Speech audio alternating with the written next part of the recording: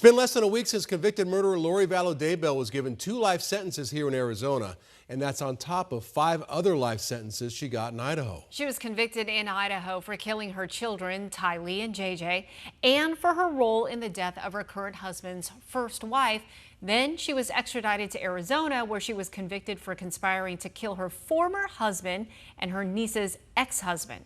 So you may wonder, how much does it cost all of us here in Arizona to keep Vallow Daybell here when she's going to be serving that life sentence up there in Idaho? The I-Team's Erica Stapleton joining us now with the very latest. What'd you find out, Erica?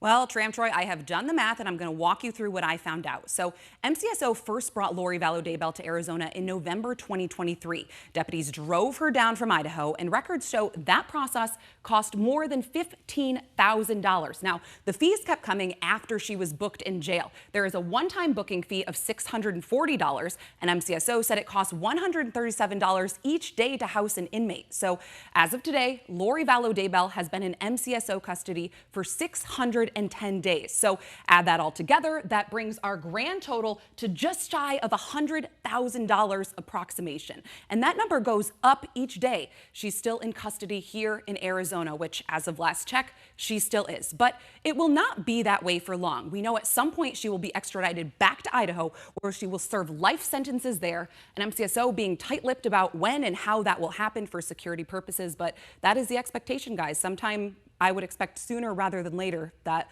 Lori Vallow Daybell will be shipped out of Arizona, and until that happens, though, we're still incurring those costs, and the extradition back, again, depending on how they do it, will increase some costs as well. Yeah, those numbers just keep ticking up. I mean, and especially since we don't know when she's going to go back to Idaho. Yeah, and you have to think about the costs of labor that have gone into this. I talked with MCAO today to see if that's the county attorney's office, if they had any charges or, any costs incur. They said not necessarily, because it's part of, their budget each year. The people on the cases work on these cases, but imagine the hours put in these cases here in Arizona and the hours that investigators in Gilbert and Chandler had to spend putting into these cases. And then think about the costs in Idaho and the investigators there and the court processes there. So this really just adds up for someone who's been found guilty multiple times and who's never taken any responsibility for the crime she's been convicted of. Hopefully she's now she's going to go away. We won't hear from her again. So what's the holdup? Why here we are a week later? Is it just getting somebody from Idaho to come down and get her? Is there a lot of paperwork that has to be done? Why is she still here?